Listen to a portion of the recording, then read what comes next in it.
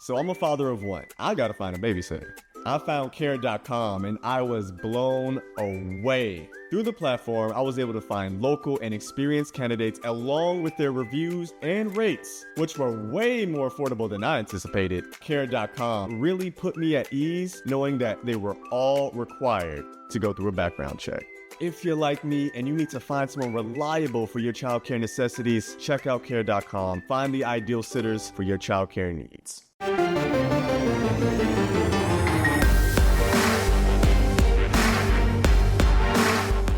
You've discovered your link to GoPowerCat.com's PowerCat podcast. Now, here's your host, GoPowerCat.com publisher, Tim Fitzgerald. Welcome to the PowerCat Insiders Podcast, sponsored by Blue Mark Energy. Tim Fitzgerald, Matt Walters, and Travis Tannehill are your trio for the day.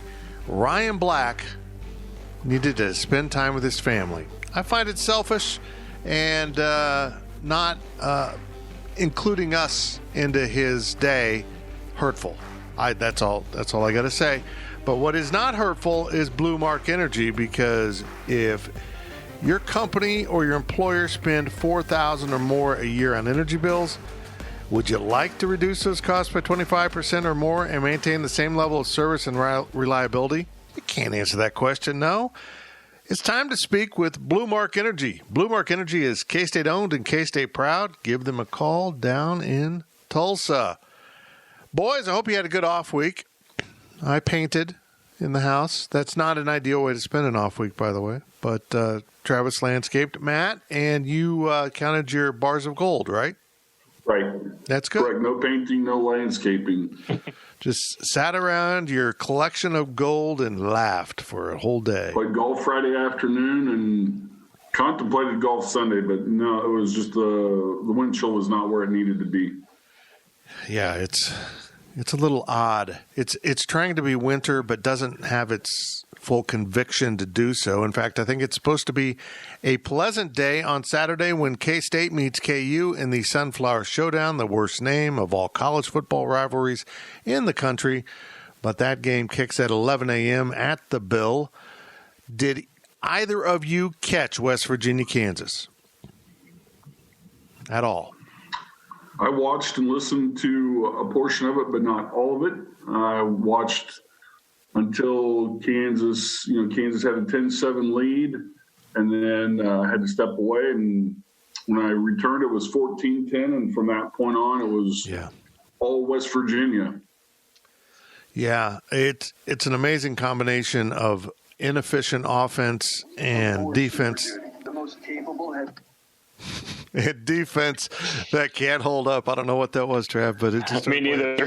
I don't know where that noise came from. Somewhere on my desktop, sorry. That's all right. They started off, they got the quick turnover, they got a 3-and-out, they jump out 10-0. Hey, everything looks great. And then the offense just can't do anything, and the defense looked pretty good for the first quarter plus, and then they just collapse. Travis, it's almost impossible for a defense to function if your offense isn't doing its end of the bargain and possessing the ball, setting aside scoring points, but just picking up some first downs and possessing the ball. Your poor defense is just coming back onto the field constantly. Yeah, I mean, I was similar to Matt. I think I left when it was 10-0. KU, obviously, they got the quick turnover early, got them in some good field position, and then forced a 3-and-out, and then drove down the field to get that touchdown for 10-0. But, I mean, yeah, it was your classic. West Virginia maybe came in a little complacent, a little not ready to play. KU jumped up 10-0, and then they really didn't do much the rest of the ball game. So, overall, that offense just has nothing. The defensive guys, they're out there, they're doing their best they can. But, I mean, they're asking a lot to be out there so many snaps. And until that offense can get, like you said, not points, just first downs, just any type of positivity, this KU team has a long way to go. Matt, they are trying, Les Miles is trying, I should say, to rebuild from the ground up.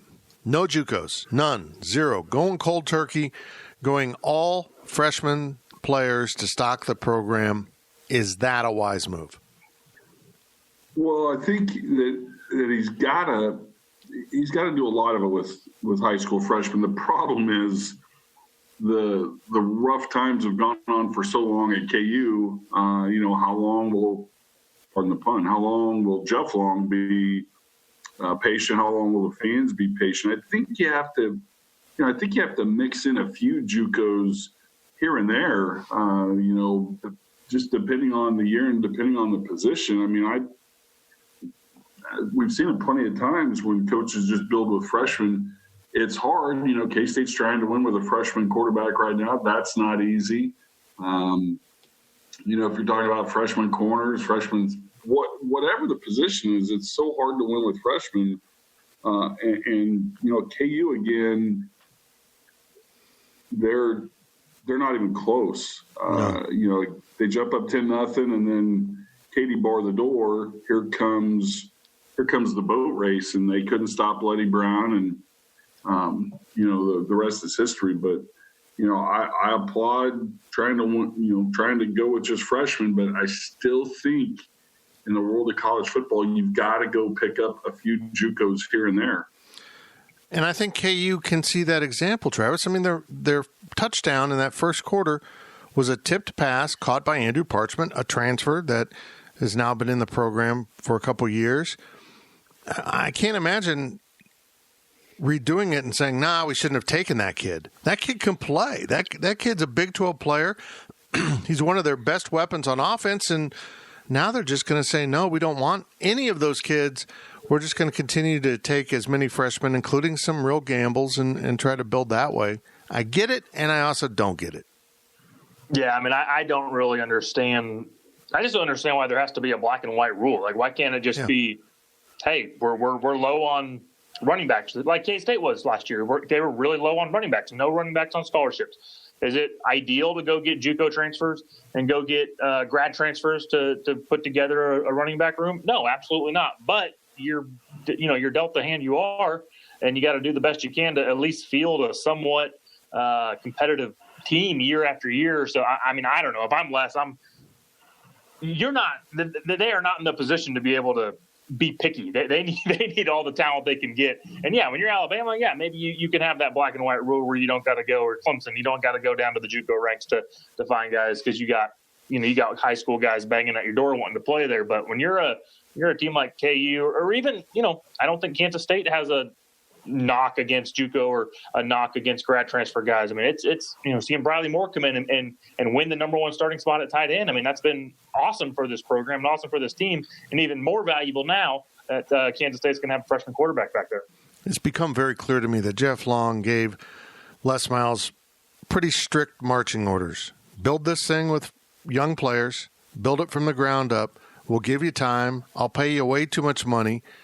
Build donor relations, begin to make people think there is a future in K-State, future in Kansas football that they want to invest in, because their facilities, Matt, are awful. It's awful. And whatever they do, they're putting lipstick on a pig. I mean, the end zones, and I don't know what they did in the locker room. It's got to be better. But, I mean, their visiting facilities are trash. The stadium's run down. They have to raise money to get that stadium and the facilities fixed. And if you're a KU fan, you want to give your money to basketball. You just do. You want those fancy seats. Takes $50,000 a year donation just to get into Allen Fieldhouse this year for a basketball game with the limited seating. $50,000 a year. That's a starting price to even get in the building for basketball. How are they going to raise football in that environment when you're telling donors they have to give this much money to basketball to get it done? Maybe they can do it for football. I'm not sure, but they've got a lot of problems, and I think Jeff Long's trying to build a bridge using Les Miles, using his name, using that ring he likes to wear around, and try to get some recruits, get some donors, and get some momentum in the program.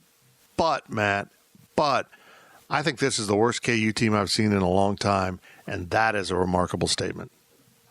They have what looks to be better talent in a lot of spots. Yeah. Not great talent, but they've got some guys that you would say that they can play. They just don't play well together. They don't do the little things well.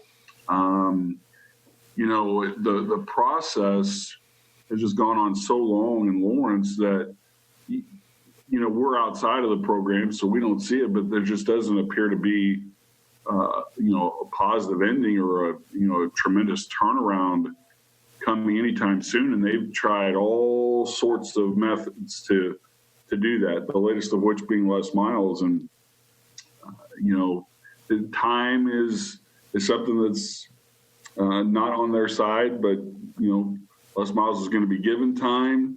I just don't see this thing going very well or, turning around anytime soon. And, God bless kids that say yes and go play at KU.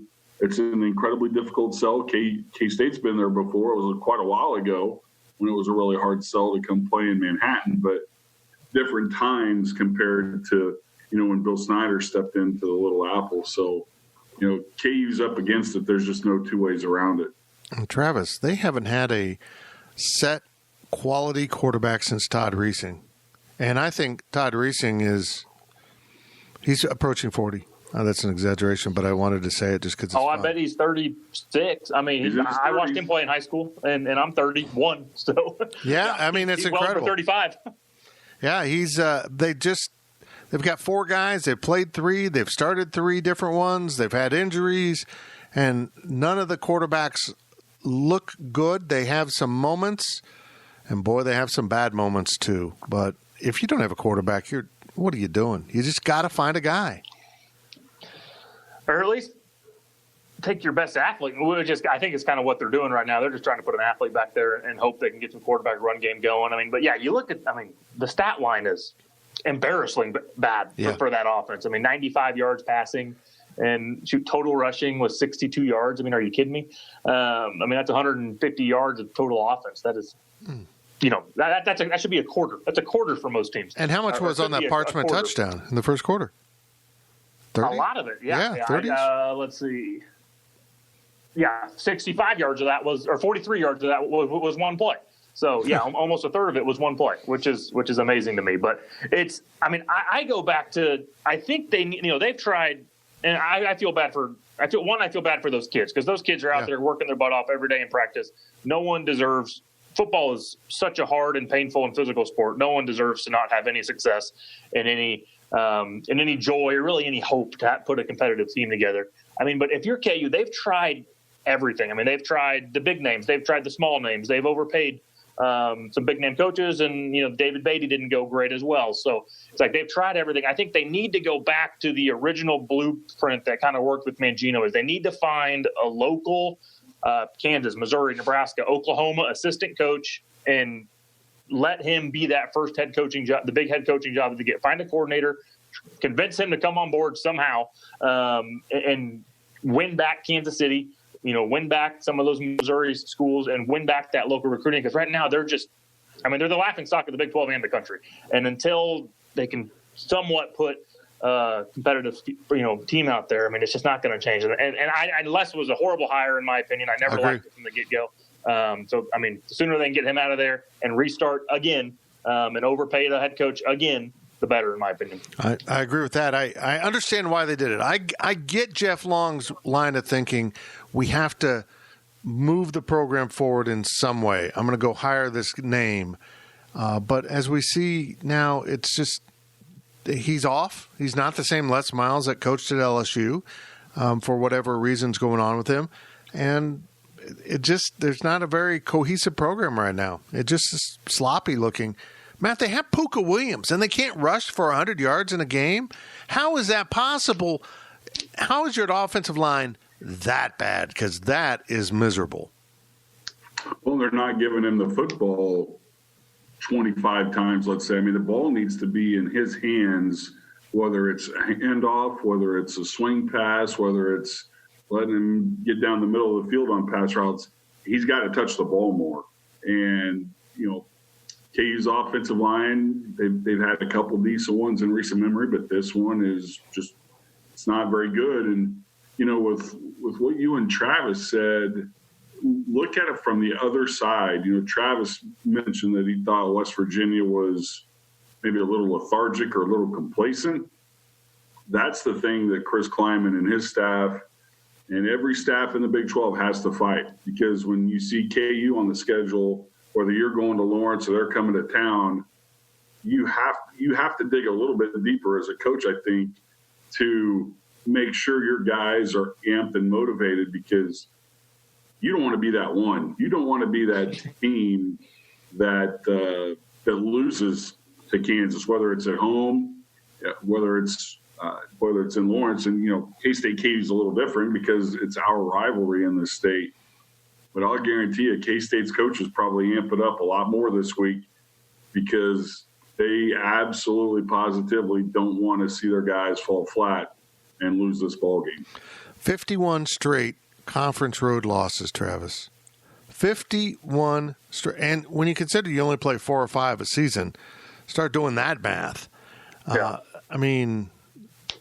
It's shocking. It's shocking that these players were probably in mid-grade school, early grade school, when KU won a road conference game the last time. But Matt's right. You got to get your team up. We've seen Texas lose to Kansas in Lawrence, but going on the road's a different thing. Going into Bill Snyder Stadium's a different thing. And Bill Snyder set a real precedent for this game. This game is important. People want to ask why Ron Prince only lasted 3 years, because the KU game didn't seem important to him, and he lost them. And he lost them in miserable fashion. You don't do that. You just don't do that here. And I would imagine as you look back now, it's probably not too hard to get up for KU. I'm just astonished how badly they lost to those Mangino teams back then. But I don't think getting up is an issue this week. Is it? Should it be? I don't think it will be. I mean, I played against some really bad KU teams as well. Teams that, we knew we were going to smoke them, which is a great feeling to have. I mean, you go into your week, you do your preparation, and just to have the confidence and to know that, hey, as long as we play pretty darn good, we'll beat these guys by 40. That's a great feeling to have coming into a game on Saturday. But no, I think this K-State team will be up. I think they'll be plenty motivated, because, like you said, it's almost getting to the fact now that you don't want to be the one. So that's a little extra motivation, is you don't want to be the one. One, you don't want to be the one K-State team to let this team sneak up and beat you. And two, just throughout the conference. I mean, if you get beat by KU, that is, that's as embarrassing as it comes from a conference loss nowadays. And I don't think this team's going to have any problem being up. But the only question mark, the only concern, if Skyler's in there with some great leadership, I'm not worried at all. With a young quarterback, freshman quarter, I mean, you just never know. He throws 4 interceptions. Yep. We lose 2 fumbles. Next thing you know, we had 6 turnovers and gave up a kickoff return for a touchdown. And, and they put up 35 points and we put up 30. I mean, so that's my only hesitation, my only worry, my only, little bit of worry as just a true freshman quarterback. You just never know. Speaking of giving up a touchdown, West Virginia did it late in the game. Matt, you mentioned finding ways to get Puka Williams the ball. They're using him on kickoff returns. I get that you want to put him out there a little bit, but if you want to get him more touches, give him touches on the offensive side of the ball. If you want to use him on kickoff returns, okay, but why late in the fourth quarter of a blowout loss are you risking your best player on a kickoff return? I have no grasp of what they were doing. Oh, boy, you scored a late touchdown. You covered the spread. Congratulations. I don't get what they were doing there. At that point, I was out of town, and I flipped the game back on right as the kickoff landed in his hands. And I just shook my head thinking, why on God's earth is Puka Williams out on the field right now? You just don't do that. You're not going to win the ball game. I think you're making a big mistake, because it just takes that one moment, and your dude is out for a game or 2 games or the rest of the year. So I did not agree with that decision either. And, there have been times over the years where Kansas State has put running backs out there, but it's not typically they've not been the frontline guys that are carrying the mail. So, again, I look at what K-State's got to do. And what I was about to say a moment ago is Nick Ost, be ready. Mm-hmm. Just be ready, because in a rivalry, you never know what's going to happen. I don't think there's any doubt that Will Howard's going to get the start. But, what pushes K-State in a different direction is if Will Howard goes down. That's not to say that Nick Ost can't play. We've seen him play, but K-State's in an interesting position because if this guy, if your starting quarterback now goes down, you're in a really precarious spot. So Nick Ost, have a great week of practice and be ready to go on Saturday. Yeah, I just asked Coach Kleiman about that on the Big 12 call, and he said they've spent a lot of time with Nick Ost and Jaron Lewis trying to get them ready and better prepared because you just don't know, and they got to be ready. I'm intrigued by Jaron Lewis. They like him an awful lot, but he remains down on the depth chart. I think Ost is a great backup to have. I mean, he's down on the third string now, but suddenly he's back to second. You like having a guy like that in the program. Trav, one more topic here before we go to break and then come back and focus on K-State a little bit more. Brent Dearman was like the big, handsome guy that transferred in from another school, and everyone loved him for a while. And now suddenly Brent Dearman's offense can't do a damn thing. Basically, ever since K-State got a hold of Brent Dearman, the shine has been off his star, so to speak. There was a lot of talk that this was all being set up now for Les to hand it off to Dearman. He wasn't even the interim coach on Saturday with Les Miles out due to COVID.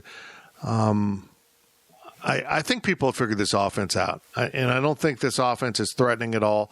It was kind of a gimmick, and it doesn't work now. It just doesn't work, and I'll be interested to see how long KU fans are still enamored with Brent Dearman if this offense gets just shut down on Saturday by a very good K-State defense. I mean, yeah, it's funny that you even honestly, I haven't thought of that guy in about 12 months since the last – because, yeah, they did have a little positivity early last year. They were causing a few – which I can't even remember what their scheme wasn't anything – he wasn't reinventing the wheel by any means. He was just kind of doing some quick passes and getting the ball out in space and that, the basic stuff that everyone's doing nowadays. So, but yeah, Dearman, I mean, I don't have a whole lot of, I mean, his team's numbers speak for themselves for how good of an offensive coordinator he is. So we'll leave it at that. Don't know the guy personally, never said a word to him. So I'm sure he's a nice guy, but from what his offense, he has not got his guys ready to play. He has not gotten them motivated enough to play. And like Matt said, I mean, it seems to be maybe the talent's a hair up, but overall the execution is not there. So yeah, Brent Dearman, hopefully, I mean, these guys got families, so you worry, the staff is going to turn over. Right. So you hate to see guys on the street without a job, but hopefully he'll be able to land somewhere. But as an OC, I mean, I just haven't been overly impressed. And in fairness, he's looking at a K-State defense that just was as physical / more physical with TCU than anybody. And it was a TCU team that had scored 34 and 33 points in its first two games, and it barely got to 14. Not going to be a fun week getting ready for the Cats down in Lawrence. Down in Manhattan. Well, no. Oh, getting ready in Lawrence. Offense to get ready for K-State's defense, because if Kansas State plays, KU's not going to get 14 points. I agree. And if they do, it's going to be because K-State had 60, and then here came KU and got 14 cheapies late. Yep, I agree. Or, as Travis mentioned earlier, the turnover bug finally visits Manhattan, which it hasn't done this year very often. We will see. Kickoff Saturday at 11 a.m. at the Bill, K-State KU, the Sunflower Showdown. The battle for Old John Brown's rifle. How's that? That's a better name for this series. You should have John Brown's rifle at stake for this game, even if it's not actually John Brown's rifle, which probably doesn't exist anymore. Just make one. Matt, get on that. And he's going to do that during the break, and we'll be back with more of the PowerCat Insiders podcast. The PowerCat podcast will be right back.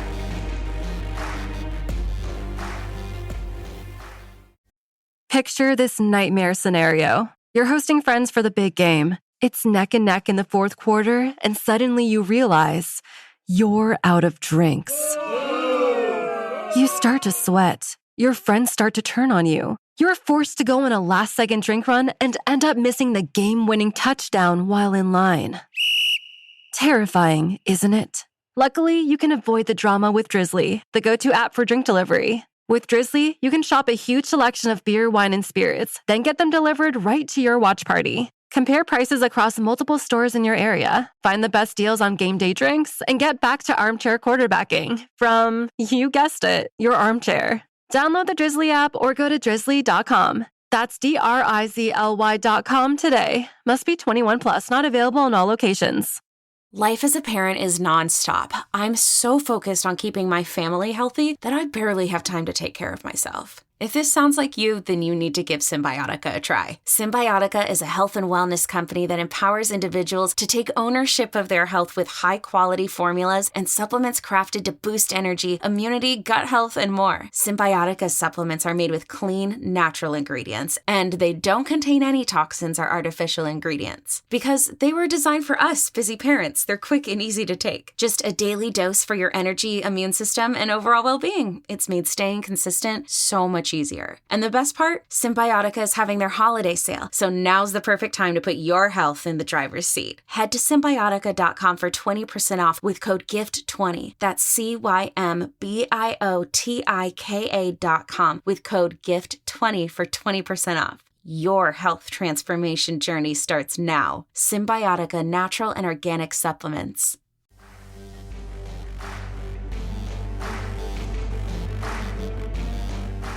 We now send it back to the PowerCat podcast. Welcome back to the PowerCat Insiders Podcast. We do this every Monday. We convene via Zoom, and we talk with some of the experts who also cover and follow Kansas State sports. I am Tim Fitzgerald. This is the Monday edition of the PowerCat Podcast. We come at you every day. Make sure you are subscribing on Apple, Spotify, Stitcher, whatever you use to listen to your podcasts.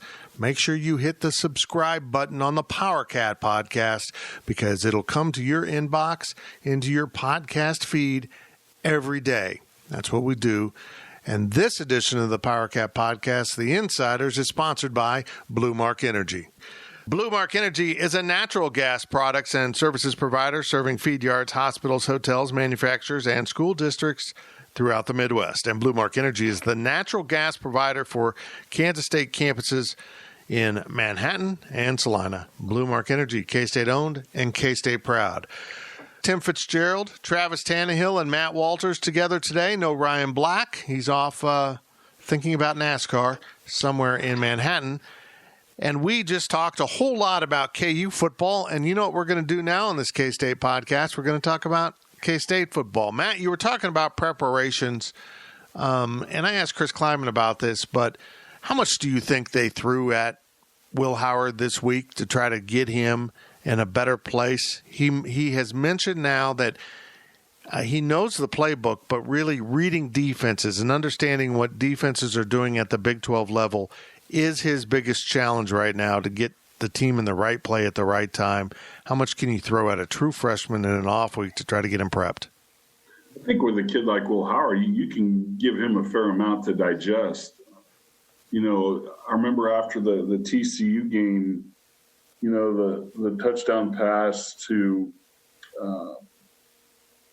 the touchdown pass that Howard threw and some of the things they did to give TCU fits I remember Chris Kleiman after the game mentioning that Will got him into the right plays at certain times. And to me, it's impressive what he's doing. And it doesn't seem like he's just locking in on one receiver.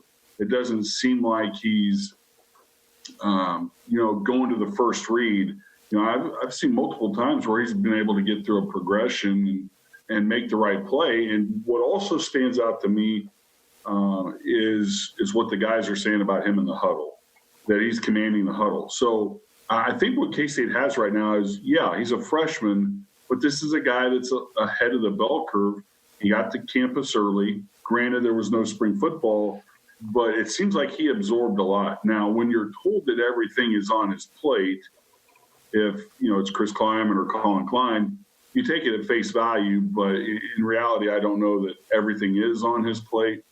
But he can do a lot of it right now, and he's going to see more sophisticated things from defenses as we go along. Maybe KU gives him something that's out of the ordinary, but as we get deeper in the year, he's going to see more, but he's just going to be more refined every week. It sounds like he's in the film room a lot, and Courtney Messingham was talking about how much he's been able to get up in his ears, between his ears, and it's fun to watch him play. And the other thing, Fitzy, I'll say right quick is he's not hesitant. He seems very confident in himself and in his offense's abilities. So, so far, kudos to the kid. And like you said, if the turnover bug creeps in or, something wacky happens, then how does he react to that? But so far, so good. And there's not really anything, in my opinion, that KU does that should give him a heck of a lot of trouble. Trav, get the win on the road. He wasn't great, but he didn't lose the game at TCU. The defense was great. Special teams were darn good. The offense did enough. You get an off week, you come home to play KU. That's a pretty good setup if you got to make a quarterback switch. That's a pretty comfortable landing spot right now for Will Howard. Yeah, and I think kind of just going off what Matt said, I think I'm excited to watch Will play this game because I'm hoping I'm hoping K-State can get up, 2 to 3 scores, 17-0 early on in the game, and we can really see Will maybe let down that cautiousness a little bit. I felt like he was a little tight, very scared to turn the ball over against TCU, rightfully so. Was kind of playing, hey, let's like he did, let's not lose this game, which it turned out to be a win. But if we can see him maybe let his guard down a little bit, throw into some little tighter windows, because most of those receivers, he didn't really throw into too tight of windows. Everything that was a tight window, he missed. He missed left or missed right, kind of erring on the side of caution on that throw. So I'm really excited to watch him play. Hopefully, if Kansas State can get up by a few scores and see the true Will Howard, because I think he was playing a little cautious against TCU, which I think he's got the capabilities. Like Matt said, that definitely I don't think the whole playbook's on him. They're definitely grooming him and just protecting him. And like he said, it's one thing to memorize the playbook. It's another thing to understand the defenses and understand, hey, there's 6 different defenses they could come out in, and each 6 of those have a different variable for what we're going to do on offense. So once you can get to that level, then you're the senior and you're the Skylar Thompson. But until then, simplify it as best you can, protect that young quarterback, and hopefully we can get up early and we can watch Will Howard, let loose a little bit and play some football. It was a good time for an off week. A good time for him to add to the educational process. And, again, a lot of confidence coming out of Fort Worth with that win. You get a little, I'm sure you got a little bit of time off, but I'll guarantee you Will Howard had his head in the books, trying to learn more. And there's a lot of things that should work against KU on Saturday, but it's up to Will Howard and company to make him work. And it was I think it's a good recipe, the fact that he had a little extra time, because I think some of the things they probably taught him, the coaching staff that is, in the last week, not just helps him against KU, but helps him when K-State goes back on the road, for that Halloween game at West Virginia and so forth and so on. Well, I know what I'd be telling Will Howard. Get the ball to Deuce Vaughn. Just hand it to him, throw it to him, kick it to him. I don't care. Just get the ball to Deuce Vaughn. I know he's small and the ball's about the same size as he is, but give the ball to him. That's my coaching. And also Bradley Moore. But you better find a receiver that is your go-to guy. Maybe it's Sebastian Taylor. Joaquin Gill, injured, gone for the year. Maybe we'll see him next year. Josh Youngblood, gone, left the program, unhappy. We wish him well. Chris Klieman was just asked about that in the Big 12 teleconference. Said, I'm not going to get into why. He knows how he feels about me. He's gone. Malik Knowles is in a rut. Something's going on with him. I have feared that he might also be eyeing the exit, which would be a horrible thing for K-State, but I think actually a worse thing for him. Trav, you got to find a receiver, man. Is Sebastian Taylor the kind of guy that can be the guy? I'm not sure. And would you have tried to move some guys like Mosey into receiver during the off week? Oh, it's hard to that's asking a lot for guys to move midseason like this. It's one thing to move in the off season. That takes a lot, but to move midseason is asking a whole lot to pick up a playbook. And you could get a guy ready like, hey, these are your 12, 15, maybe 20 plays.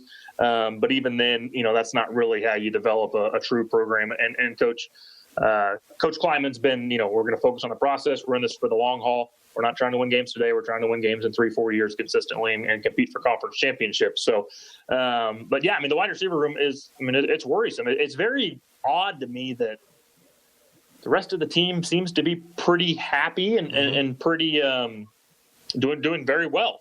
And the wide receiver room seems to be not doing well. So it's just weird that it's just, a lot of times if the wide receivers room's unhappy, then, the safeties are upset. The DNs are upset. Everyone's upset if there's some issues there within that locker room or within a coaching staff. But that's what I don't. So that's where it's like, maybe it's more of the individual player, not necessarily the staff, because it seems like there's a lot of guys on that team that are super happy and just a handful that aren't. And they just all happen to be in that wide receiver room.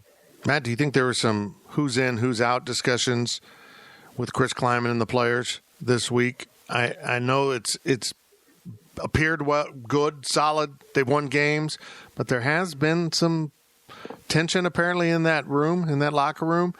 Do you just keep emphasizing who wants to be part of this and who doesn't? I think what you just said is what's most critical, Fitz. I do think that Malik Knowles has been slightly banged up, but as I've said multiple times on this podcast and on the air, K-State needs him to step up, and now's the time. This wide receiver room can help this young quarterback in Will Howard grow and mature, but they've got to do the exact same thing. Can Shabastin Taylor be a number one guy? Well, right now I think he is, and he's not all in one. If you get what I'm saying,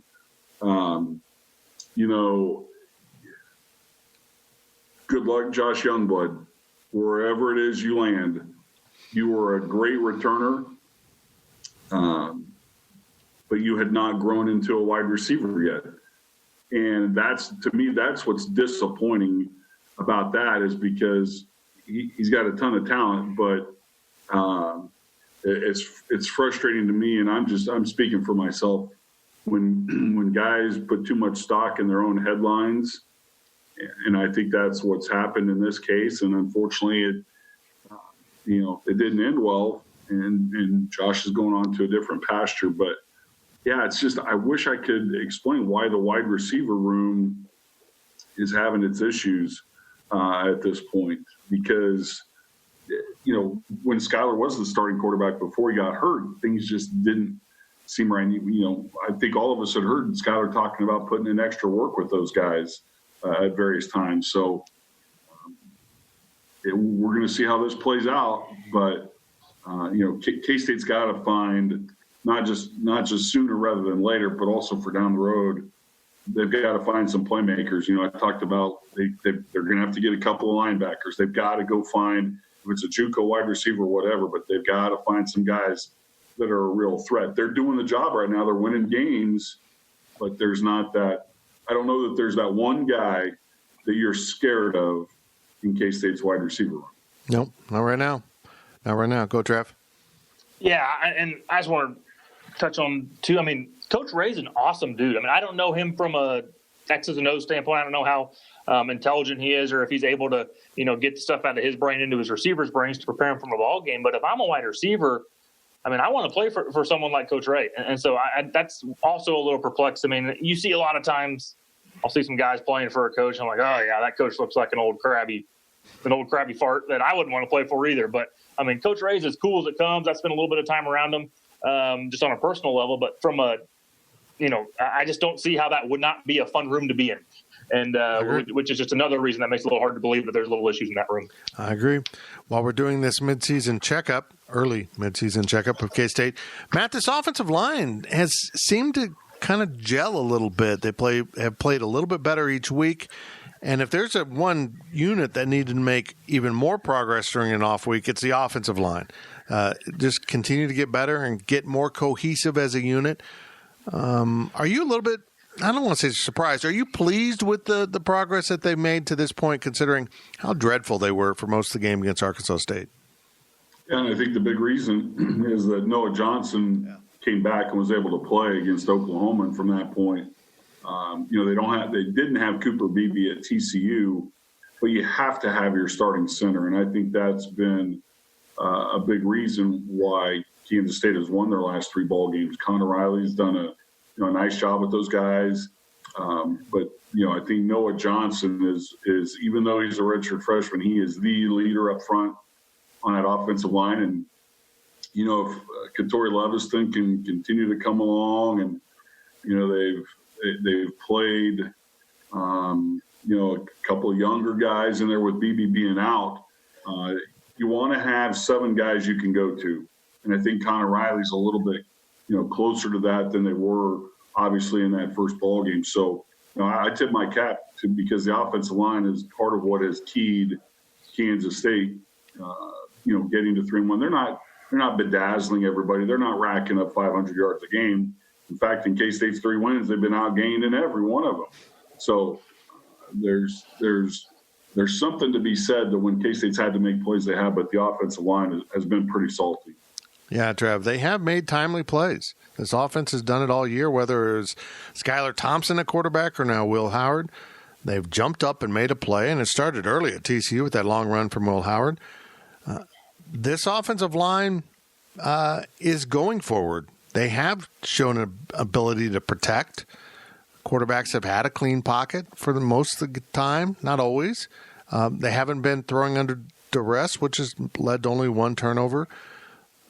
It's been okay, better, and they need to kind of make a breakthrough, don't they?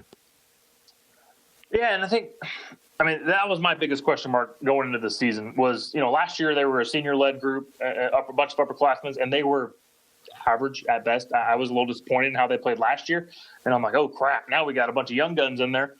This is going to be a tall task for Connor Riley and his staff, and then they come out and lay an egg against Arkansas State, and I was like, oh, my goodness, this is going to be a long season. Our offensive line is going to be horrible. Skylar's going to get killed, and this is not going to go well. This is not a good formula to win Big 12 football, to have an offensive line playing like that. And then, like you said, from week 1 to week 2, they got twice as good, and they've just continued to improve and become a pretty good team. And that's what's been so would be kind of weird about this team is a lot of times you see the gradual improvement, you see the gradual progression throughout the season, and you see young guys getting better by the end of the year. But it happened quick.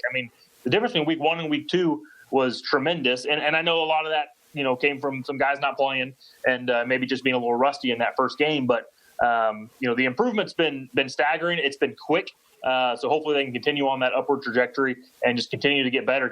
They're still – sometimes they do some dumb stuff sometimes on that front line sometimes still. I watch some plays and I'm like, oh, man, that was horrible. You're an idiot, whoever that was. So, there's still plenty of mistakes out there and plenty of things to clean up, but they're getting better. They're improving. At the end of the day, they play hard, and that's a lot to it. We're seeing a lot of defenses.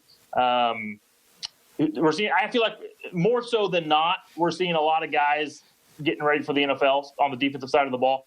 A lot of guys not selling out, not playing 100%, not at K-State, just across the country. Yeah. And so to have some guys that are out there willing to lay their body on the line, and that's one thing I think at Kansas State as a whole, this whole team and this defense, they're playing as hard as they possibly can. There's no one who's here for the season but not really playing hard because the season kind of doesn't count, which is kind of a weird season.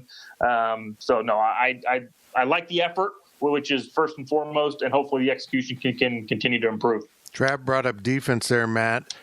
Look, no offensive coordinator or quarterback wants to be in second and long, third and long. But of all the things K-State's defense is doing well right now, their defense against those long yardage situations when they can go to that speed rush package where they put essentially 4 defensive ends in the game, that is as good as a speed rush package as I've seen at K-State, and there's been some pretty good ones. Those 4 guys get after quarterbacks. If you're in third and long, you better be scared as an opposing quarterback. And to go along with that, I think Joe Klanderman has called some blitzes at the proper times. I can think of a couple of safety blitzes that have come, and a couple of them were in the TCU game where it was the perfect time to call it. And so far, I think Joe Klanderman has, gotten in a rhythm. The first game, you kind of wondered. Again, Arkansas State scores 35. Jonathan Adams went crazy. The wide receiver for Arkansas State, and the Cats couldn't stop him at all. But, nobody, if you go back to Oklahoma and you think about Texas Tech and you think about TCU, has anybody just really gone off?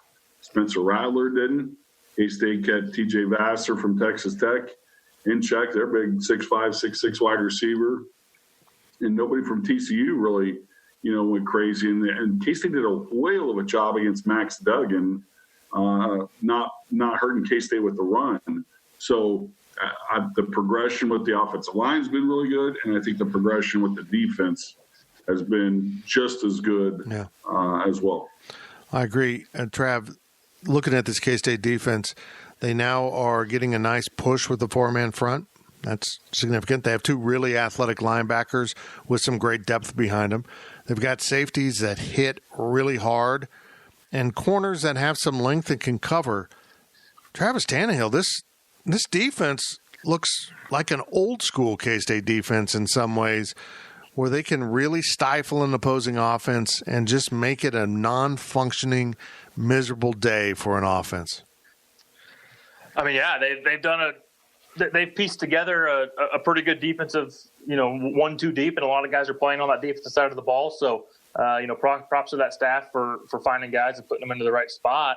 But I mean, overall, it's become a strength of this team, which I did not think was going to be the case even in the offseason. And I would say, especially with a young quarterback, the defense is the strength of this team, and they're out there, they're playing well, they're playing fast. And Matt mentioned, keeping some of the key offensive guys on the other side of the ball in check.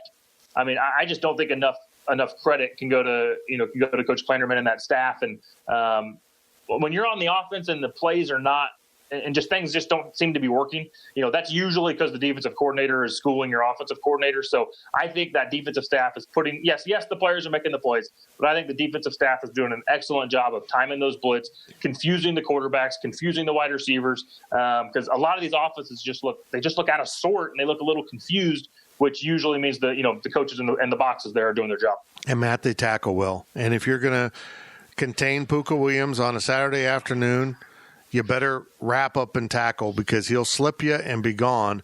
That is probably what I'm going to see from KU the most is Pooka getting the ball. I think they're going to emphasize him, and if K-State doesn't tackle well, they'll be in trouble, but these Wildcats do tackle pretty well. K-State's going to have a game plan for Pooka, because is there really anybody else on that offense that can beat him? Yeah, Miles Kendrick. Can Kendrick beat him at quarterback? No. I like Parchment. But the quarterback's got to get it to Parchment. Yep. And K-State, I think, will do everything in its power to suffocate Pooka Williams. And you're right, K-State has become a much better tackling team. And the thing I like most is there are guys that are laying the wood, and they're getting a lot of guys there. There's not a whole bunch of solo tackles.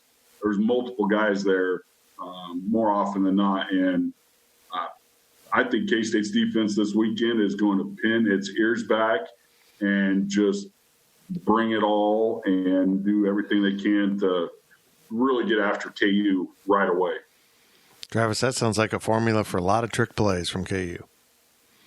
Yeah, I mean, that's always the one thing, but you can only call so many. So you can't call them every play. So I think the margin – the gap is too wide to have this game be affected by, 2 or 3 successful trick plays. So, yeah, they might get a big game, but it won't lead to it's not going to lead to 21 points. We'll put it that way. K-State, KU, 11 a.m., Bill Snyder Family Stadium. And the biggest question I have going into this game is, will this be an old school route like what we've seen for many years? Because, Matt, it kind of could be. And if Will Howard and this offense could get a route, that offensive line, establish some receivers, they could really gain something from this contest against a downtrodden, I love that word with KU football, downtrodden Jayhawks team. There is much to be gained by playing extremely well. There's no reason that this game shouldn't be 21 points plus. There's no reason. unless there's a blizzard that hits or the wind's blowing at 80 miles an hour straight time. If K-State does what it is supposed to do and keeps playing the way it has been, again, this is not a contest on Saturday. His name's Matt Walters. You can hear him on the K-State Radio Network this Saturday as K-State plays KU. He'll have the pregame, postgame, and all the stuff from the sidelines. If they let him on the sidelines, I wouldn't trust him anywhere near anyone. And that has nothing to do with COVID. Nothing. I'm by myself at the back of the end zone, so they're not letting me close to many people. It's hard to do your job when you're not close to anyone. Yes. And also make sure you listen to the Tannehill and Spiller podcast every week at Go Power Cat. Our friend here, Travis Tannehill, is joined by former K-State safety Monty Spiller. They talk about K-State football every week. It went up this weekend. It's still fresh off the podcast vine. If you haven't listened to it, make sure you check it out. Boys, thank you very much. And we will reconvene next week at this time. I am Tim Fitzgerald. This has been another edition of the Power Cat Insiders Podcast. And make sure you're subscribing to the Power Cat Podcast.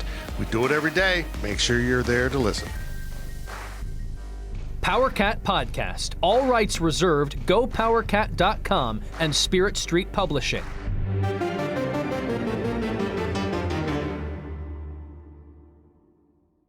With BlueLink Plus, you can access your Hyundai Tucson Limited remotely. Doors unlocked, temperature set, lost car found. There it is. Get complimentary class-leading BlueLink Plus. Call 562-314-4603 for complete details.